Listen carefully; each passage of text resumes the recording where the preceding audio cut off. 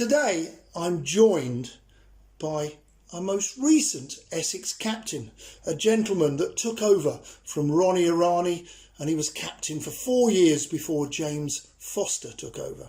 It is Mark Pettini. Mark, very good to see you. Nice to see you too. 16 years at Essex. That's a long time, and there must be some great memories. Probably, I'm going to ask you, was it a great honour to captain? Yeah, without doubt it was. I'd obviously been at the club for a while by then, and it was already very close to my heart. And at that time, certainly no bigger honour really for me than being made captain of the club. And came a little bit out of the blue, but yeah, it was Many people attend the pavilion, look up at the pictures, and the Gooch, Hussein, Fletcher, Tonka Taylor, and it's Mark Pettini up there as well. That must be so proud for you and your family. Yeah, 100%. It's really special. I do remember actually walking in that pavilion and seeing my picture up there and thinking, like you say, like, next to all those sort of legends and guys you'd sort of idolised as players and as captains, and who'd been around, the club when I was young and starting out there. And yeah, it was pretty special having a picture up next to those guys for sure. Something you won't forget. Yeah. When you were growing up, we'll come to that in a minute, in Cambridgeshire, etc. But who were your heroes? Who were the ones you looked up to as a young cricketer? Probably, Essex guys really. I think Graham Gooch, one of the first guys that I remember watching him when I was very young, in 1990 Ashes, I think it was, in Australia, and watching him opening the batting, and as a lot of people remember him for his sort of iconic white helmet, and just enjoyed watching him play really. And then a bit later on, Nasser Hussain was a guy I really admired him, and actually sort of tried to model my game on him at the start of my career a little bit, and got the piss taken out of me in the nets for trying to bat like him. But yeah, and obviously when I started out Essex as well, have those guys around was really special. And I remember watching them at Fenners as a young lad when I used to go watch the pre-season Essex against Cambridge Uni fixture, and that was a home fixture for you to go watch. Yeah, it was. It wasn't far down the road from where I lived. So yeah, that was my first memory of those guys, and then obviously it was special to play with them later on. Let's go back to the beginning. A Cambridgeshire boy.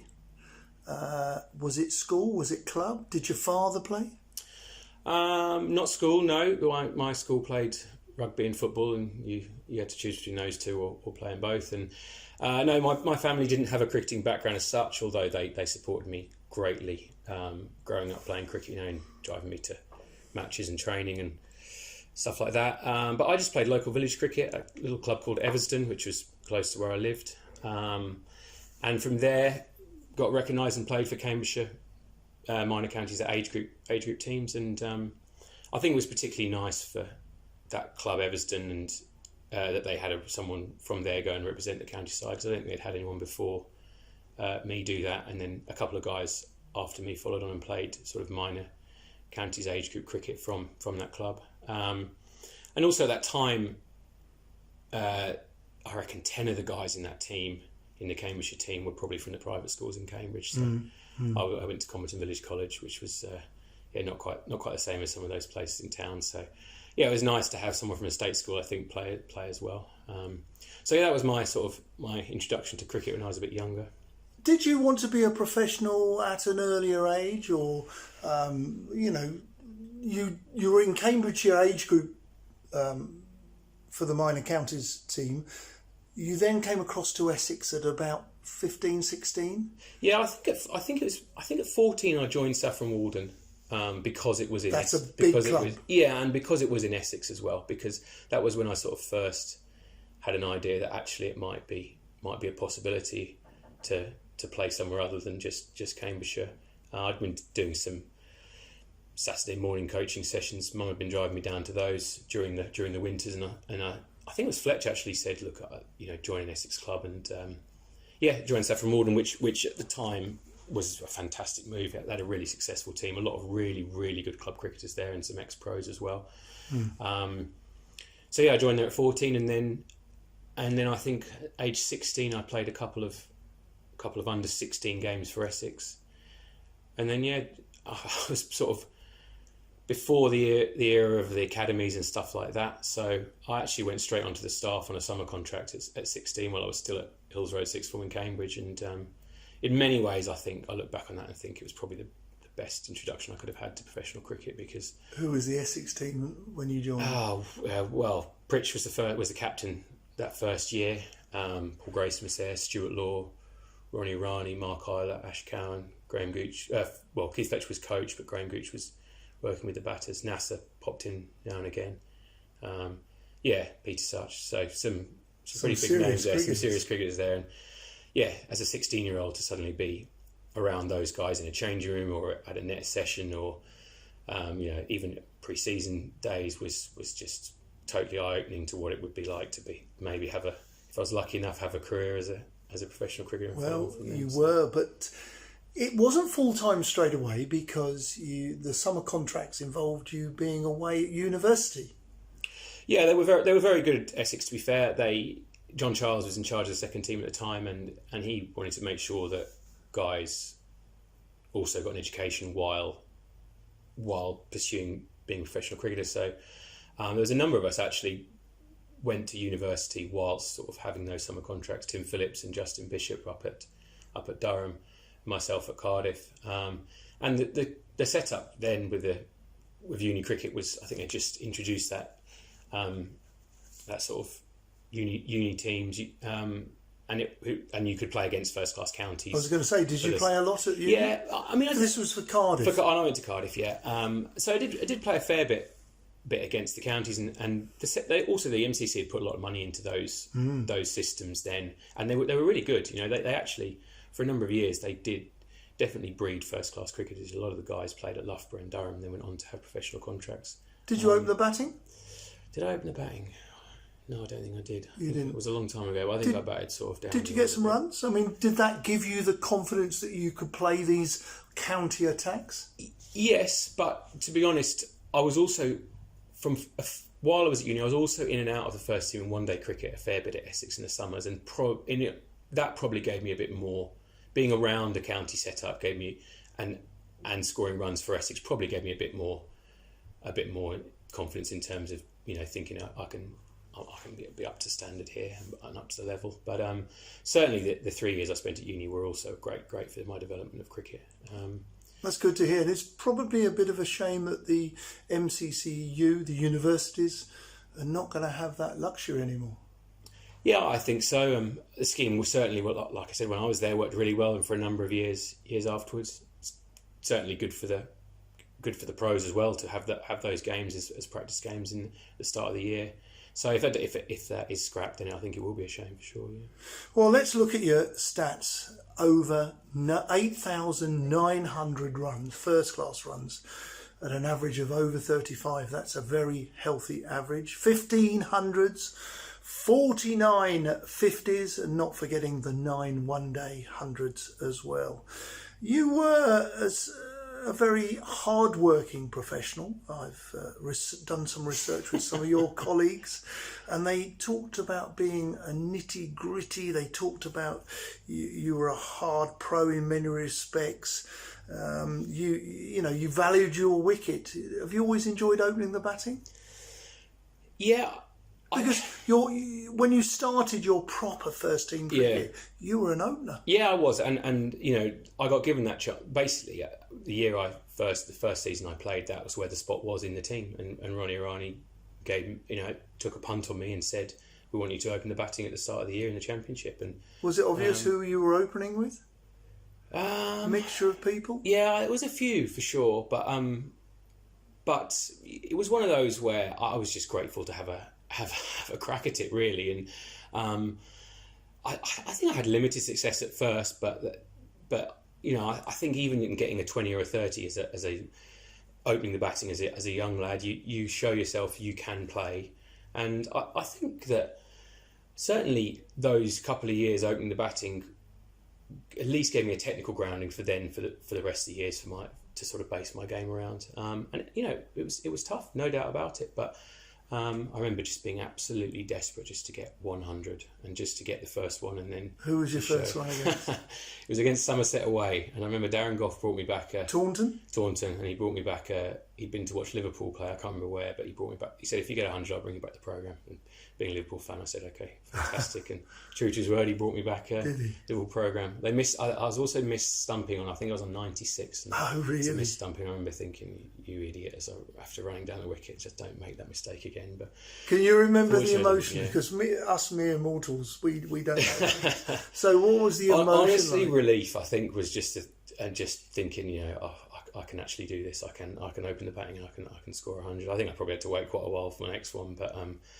but yeah, it was a really special moment for sure. And very grateful to have been given that chance. And I think Grant Flower actually was the one who missed out so that I could play.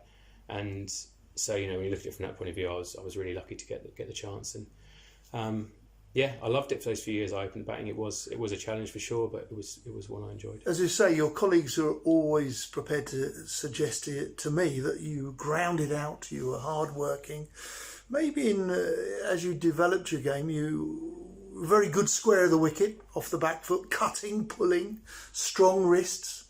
Is that how you see it, or you just play? It just happens naturally? I mean, I think I'd be surprised if I scored more than 10 runs down the ground my whole career. So yeah, probably strong square of the wicket is fair. Look, I think work ethic was one that was instilled in me early, from a very early age, working with Graham Gooch on my game. We'd get up early. It wouldn't just be a case of just throwing balls at me without any sort of anything behind it. And we always had a purpose to the sessions, and he instilled that hard work is what you got to do, and it's a given really for a professional cricketer, I think. And I also found I always had to work hard at my game. I didn't find it an easy game at all. I wasn't technically particularly strong, and I think my whole career with red ball cricket I was kind of battling my technique a little bit, and also just learning my game the whole time. Certainly when I was a young player, I probably just put the emphasis. I opening the batting, put the emphasis on not giving up my wicket, and then tried to, as I got a bit older and obviously played a bit more white ball cricket, tried to incorporate a few more shots into the game. But well, you're an explosive opening batsman as well in white ball cricket. I certainly can remember you playing a lot of shots over in the air, over the offside inner field, and you were quite destructive.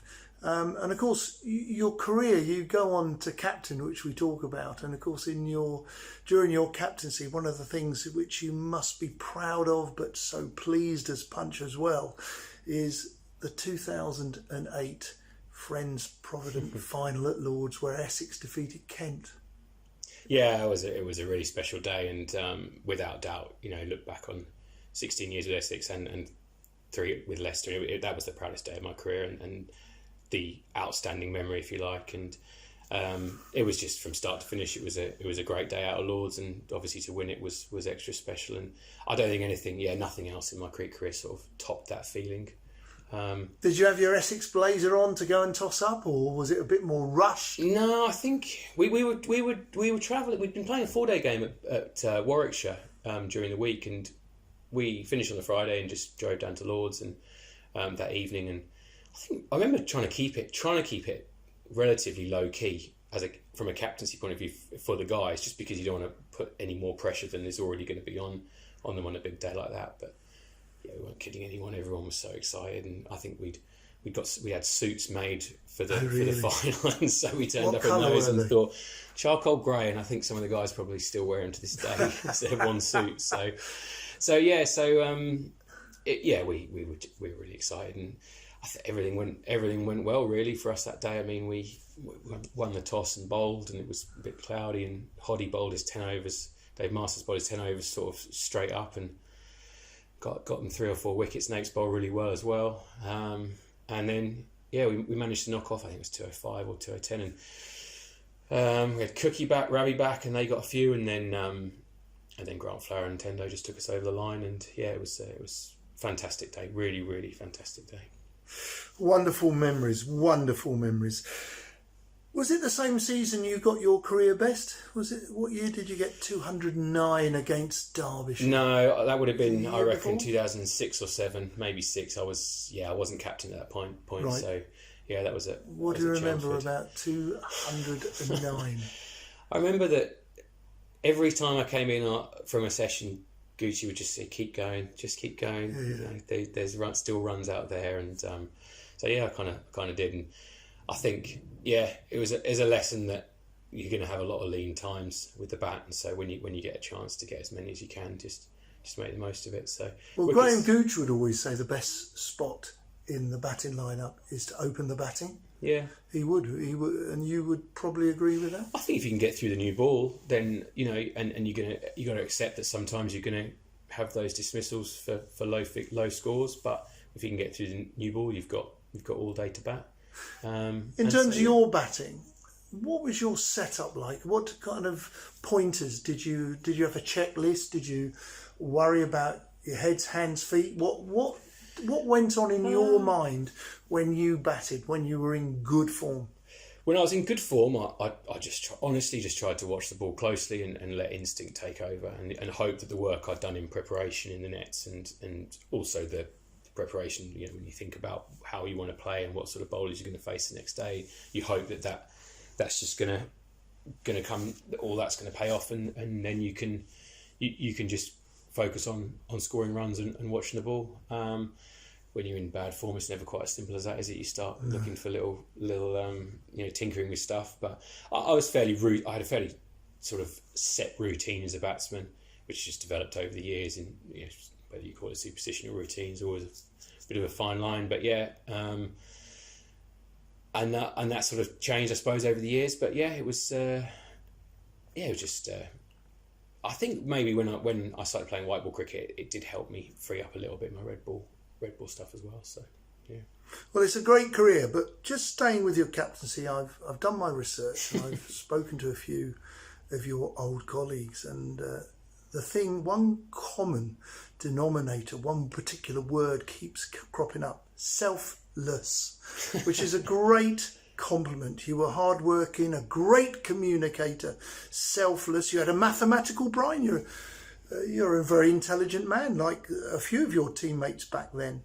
Some have sort of compared you very similar to Tendo, that perhaps cricket was important to you, but it wasn't the be-all and end-all in life. But I certainly like to pick up a bit about the selfless. They say you were a great communicator, and you certainly made everyone feel welcome in your team.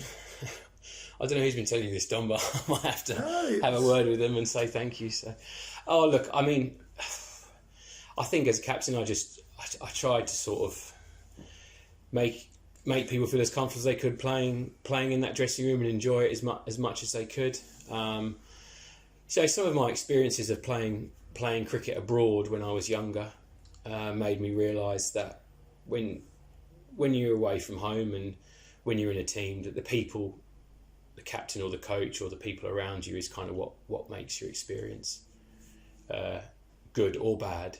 And people who took time out to sort of get to know me and make an effort for me when I was younger, it sort of stayed with me, I think. And so I guess I just tried to always have time for the guys in the team through good and bad times, because I felt that if they were enjoying their cricket and we had hopefully an open dressing room, and then they would perform at their best. I also think that communication, players are always wanting to. A word from a captain or a coach is never a bad thing, and guys like to be spoken to. They like to know where they're at. They like to know if they're doing well, if they're not doing so well, or what they can do. And I think if you give people the time of day, then hopefully in the long run it brings a team closer together, and those guys might play for the team a bit more, or want to play for you as a captain. And yeah, it was. They were extremely complimentary, and it certainly came across that you looked after your players during your captainship of the club. You talked about travel and things like that. You were a little bit different. You went off to play cricket in the winters in a couple of different places, not really regulation for the modern day cricketer. You went to Zimbabwe for a couple of winters, and you also played in the Dhaka Premier League. Can you elaborate a bit more? Yeah, I never really enjoyed sort of netting so much in the winters. I was one of the cricketers. I just liked to keep playing. I always wanted to be playing matches. So, as well as wanting to get some winter sun and get escape England in sort of December, January, February, I felt that the best thing for my game was to keep playing competitive games of cricket. I felt like I learnt the most doing that. So I was kind of often searching for a winter gig which allowed me to go and play for teams abroad in the winter. So I played. Yeah, I did do what a lot of people do. A lot of cricketers did, and play club cricket in Australia for 3 seasons in Perth, and a couple in Adelaide, or 1 in Adelaide, and then I got the chance to play in a domestic competition in Zimbabwe. And so yeah, you're right. Not many pros from England were going out there just because it wasn't a particularly recognised place. But for me, it was great. I got the chance to play, I think, 8 4-day games in the winter and some white ball stuff, and experience a completely sort of new competition and also a new country, Did you enjoy Africa? I loved it. It was absolutely fantastic. I had some tremendous people looking after me there. Gary Brent, who used to play for Zimbabwe, was the coach there, and his uncle, who also played a bit before him, John O'Brent, was the CEO of the team I played for, Matari, and they went out of their way to make me feel at home and comfortable in quite a foreign country, and in my spare time over there arranged stuff for me to do to see the country, and met some fantastic people, and also was able to keep sort of working on my game. And I think going back to the captaincy stuff as well, after that experiences, I tried with overseas guys that came to Essex as well to always remember that whoever they were, even the superstars that came and played for us, they're away from home and they're in an unfamiliar environment, and they're expected, whatever anyone says, you want an overseas to be a solid bloke and contribute to the club off the field, but you sign him to score runs or take wickets on the field, and so they're going to feel those guys are going to feel pressure as soon as the plane touches down and they're here. So I sort of remembered how much easier my winters abroad had been made by some people, and then when we had overseas come to Essex or guys from other counties as well had come, I tried to make sort of reciprocate that and make them feel like Essex would be home quickly for them, and so and give them some enjoyment. And the Dhaka Premier League? Yeah, that came out of the blue, that did. I was actually backpacking in Uruguay with a friend of mine from uni, and Liam Dawson called me and said, do you want to play in, I think someone had got injured, and said, do you want to play in 50 over comp in Dhaka? And I said, yeah, I'd love to. And he goes, okay, well, can you be here on Sunday? And it was Thursday morning, and I was in Uruguay. Where were you? I was in Montevideo in Uruguay. Yeah, As people do. Well, I think it was October time. Or November. I'd taken a month or so off at the end of the summer, and was just having a break. Gone with a uni friend to Argentina and Uruguay, and just mucking around over there. And so I said, yeah, I can, but a slight problem on the other side of the world. And he said, well, see if you can, can you make it? So I said, well, leave it with me. And so I got off the phone, I looked at some flights, and I did. I went back to Buenos Aires that Thursday night, and then Friday morning got a flight home from Buenos Aires to London, which landed Saturday morning. Then I got Joe Grant, remember the old, played it with him at Essex. He picked me up to the airport, came back to Chelmsford, dropped my backpack off, picked my cricket bag up, back to the airport Saturday night, flew out to Dhaka, got there Sunday night, played Monday morning.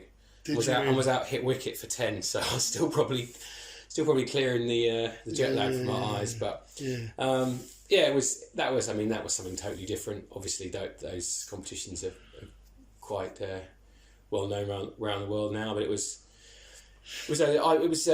hadn't played in Bangladesh before. I'd done a bit of time playing in India on Graham Gooch's scholarship. We used to go there for sort of 10 days, 2 weeks pre-season on spin camps to learn batting and spin, and those were something different. But yeah, look, playing cricket in Dhaka was tough. They every team had one seamer and 5 or 6 spinners, and those pitches out there are well suited to them. And it was a really, really interesting experience. I wasn't there long, but it was certainly a different one, and enjoyed it. You've enjoyed your travel, be it cricket, be it other things, and it's interesting. Little Dicky Bird once told me that you used to arrange the end of season surfing holiday that used to be maybe a long weekend that sometimes finished up 5 or 6 weeks. Yeah. You had a weekend bag. Yeah, I wonder who could be telling you that. Don. Go on. Reese, maybe. there was 4 or 5 who used to go. Do you remember those days with affection? Yeah, I do, absolutely. And still now. Well, look, it just so happened that the end of the cricket season coincided with the World Surf Tour having an event down in Hossegor in the southwest of France I think first week of October basically. So yeah, it was just a place I discovered when I was younger and looking for somewhere in Europe to surf, and it's a great place. And so I'd been there as a sort of teenager, and then sort of said to some of the Essex guys, did they fancy going for a long weekend to go and watch the surfing and have a wind down at the end of the summer. And that was your annual October pilgrimage? Yeah, what it was, yeah. Jake McCrory used to come, and Nick Brown used to come, and Reese came one year, and I think that particular... Hoddy Masters came, yeah, correct. And Mickleborough. Well, I think they continued it for a while, because the likes of Porter and Dan Lawrence, they all disappeared to France or Spain for an Oktoberfest. Yeah. And I think it's great because those guys, they play cricket together. You play cricket together all summer, and you're in each other's pockets. And no doubt, however good mates you are, that there's going to be times when spending the whole summer with the same people through the highs and lows of county cricket season is tough. So I think if you can get some time away where you can properly relax, just enjoy each other's company, have a beer, and just chill at the end of a summer is just gold dust. And I think it shows you that those guys who I went away with, and now that the current group of Essex guys, when they arrange trips together, it shows you they're genuine mates, and it shows you they really enjoy each other's company off the field as well as on, and it's genuine friendships they've built there. And I think in some respects it's a little bit like cricket used to be when I just started, and maybe in the era before me, when it wasn't just about getting the results on the pitch. It wasn't just about the fitness. It was also about it being an experience and a lifestyle, and having friendships, like I say, and yeah, that's what playing cricket was. And I think for those guys now, they've got that, they've nailed that, they've got it spot on. And yeah, it was great to have a break with those guys at the end of summer. And, yeah. Sounds extremely healthy. Staying with travel today, you find yourselves in the English winter abroad. Yeah. Where you're involved with the Big Bash League, in particular right, yeah. in Melbourne, with the Melbourne Renegades. How did that come up, and what are you doing, and how fantastic is it to be involved? Well, yeah, I mean, first off, it is fantastic because it probably after the IPL, it's the biggest 2020 league in the world, and it's just, it's a spectacle to behold, really. It's a fantastic competition, amazing crowds, great cricket, and Christmas in Australia with that competition going on, the whole place is sort of buzzing for it. Where did it start? It started when I left Essex and moved to Leicester. So 2015. End of 2015. Which incidentally was probably the hardest decision I ever had to make as a cricketer, and probably one of the hardest I've ever had to make in my life. I never thought I'd play anywhere other than Essex for forever, really.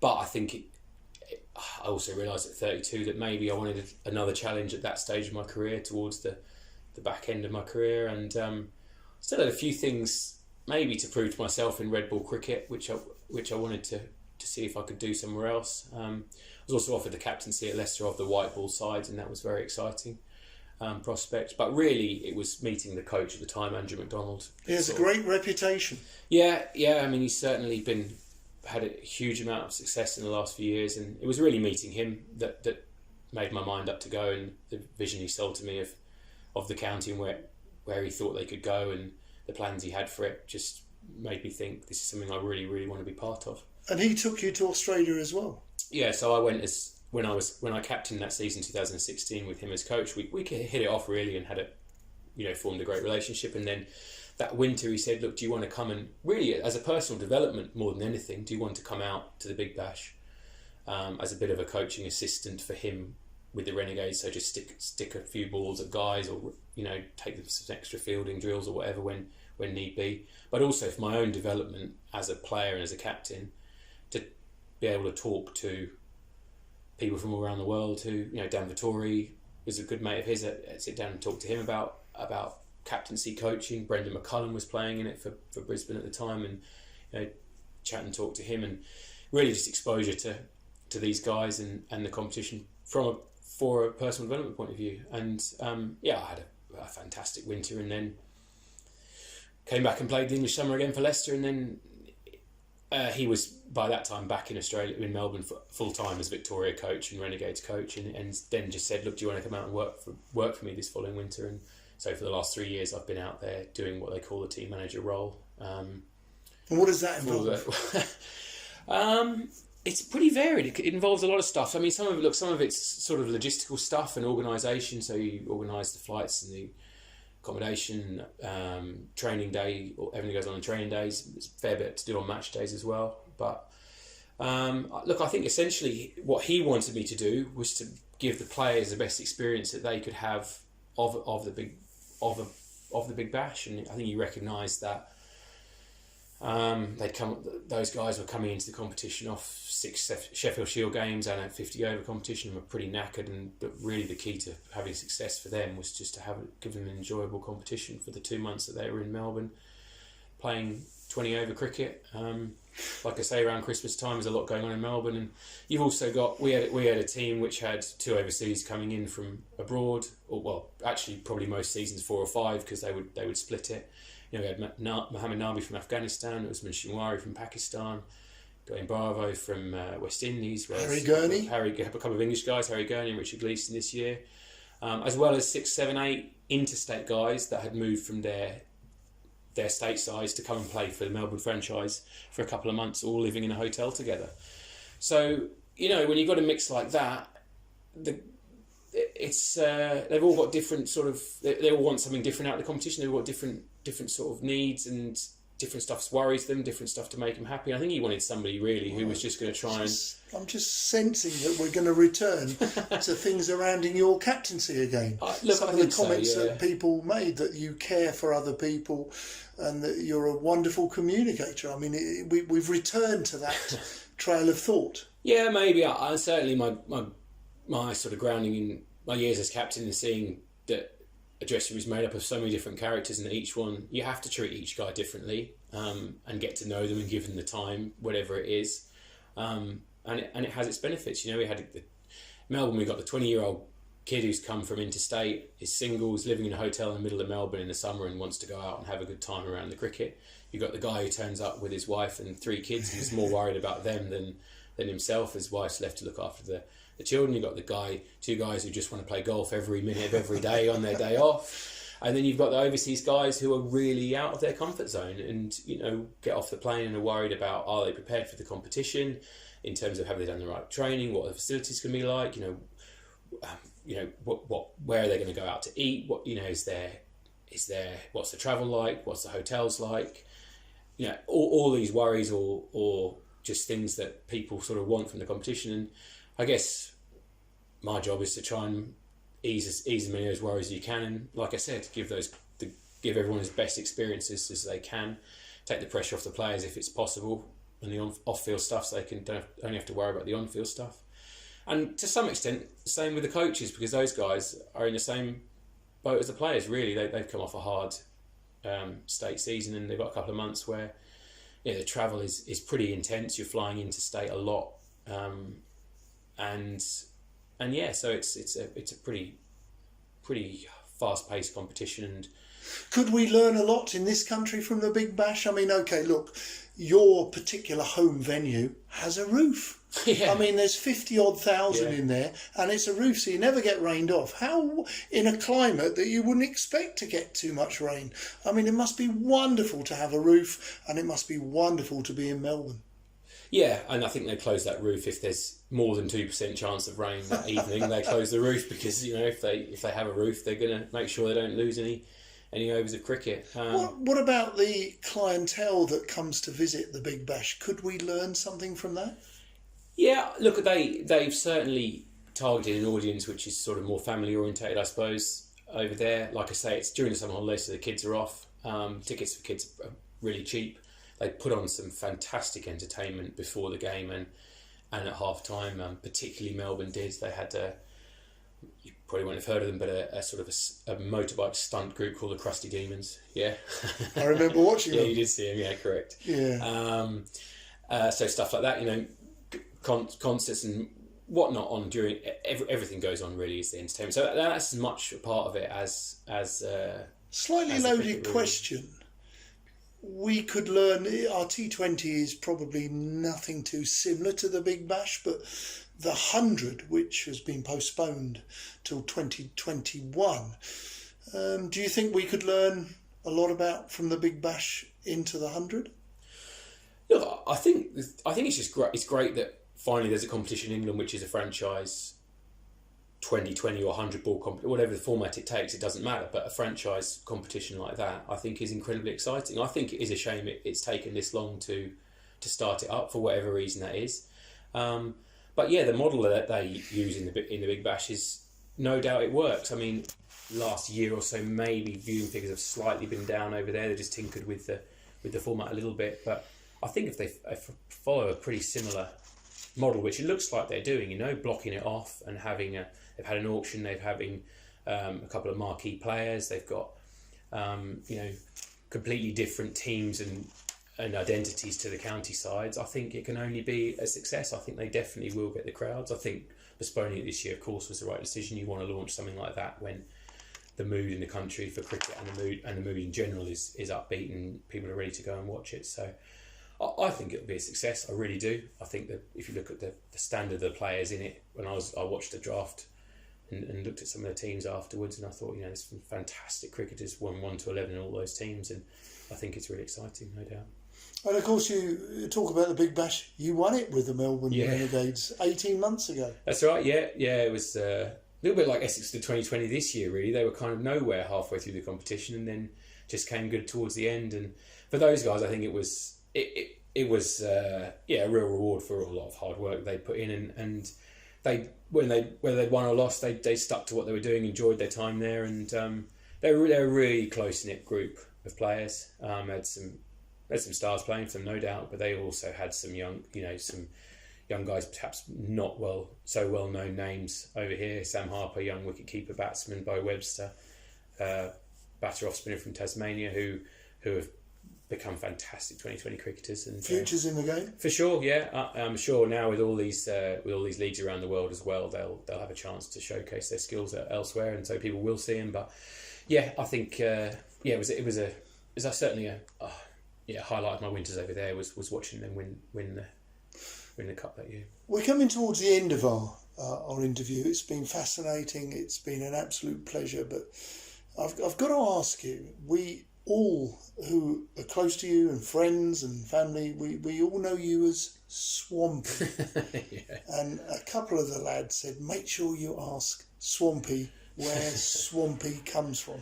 Unfortunately, it's not that an exciting story, but it does go back to when I went and first joined Saffron Walden. I was 14, and mum and dad used to drop me off at the ground there before I could drive, and we had an old VW camper van, which actually they still to this day have a VW camper van. That's probably where my love of travelling came from. Yeah.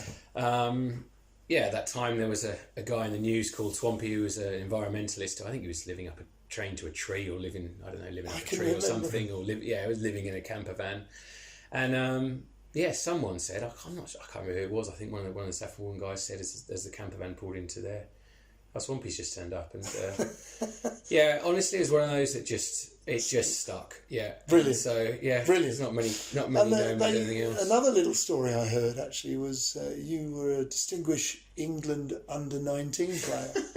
And apparently, I don't know about distinguished. Apparently, you rocked up in Australia after a tour with all your cricket bag, all your equipment, and a surfboard. Yeah, and a surfboard. Yeah. Well, the story. Yeah. Yeah, it didn't go down so well, in all honesty. But I'd been in Sydney playing some grade cricket in October, November, December, and we were playing the Under-19 World Cup that winter in New Zealand in January. And before the team went to New Zealand, we met in Adelaide.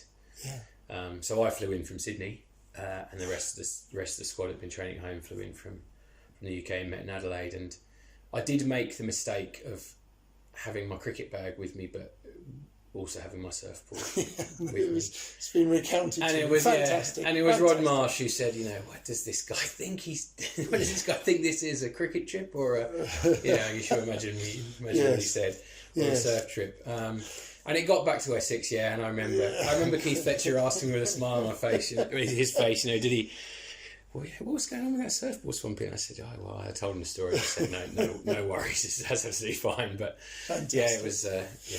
Well, Mark, we've come to the end. I've got 2 questions to ask you. One is, you're an opening batsman.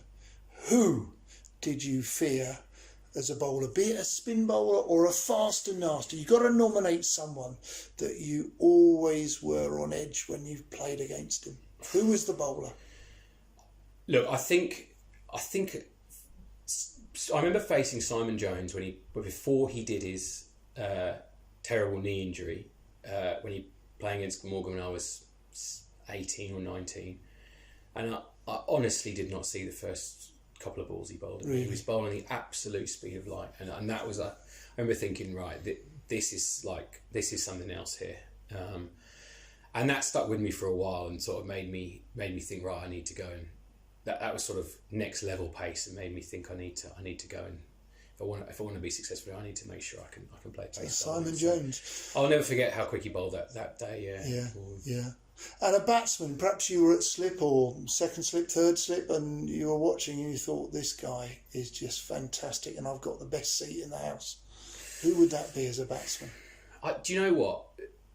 I would have to say, from actually watching from the other end, watching Andy Flower bat was probably the time marvellous. I thought, yeah, fantastic, absolutely fantastic, and he obviously played against a whole heap of good players, but the fact I saw him more than once and was there when he scored some fantastic innings and played some fantastic innings, and yeah, he was one I was just like, this guy is I think he was. I'd just come off being number 1 batsman in the world at the time, and yeah, he was a special player. We were incredibly lucky to have him at Essex for the time we did, not just as a batsman but as a bloke in the changing room, and as someone to learn off around cricket, he was pretty special. Mark Pettini, thank you for your time, and without further ado, I'm sure you're going to be going to a foreign country in due course, but may I wish you all the best and thank you for your contribution today. Thanks, Don. Lovely speaking to you.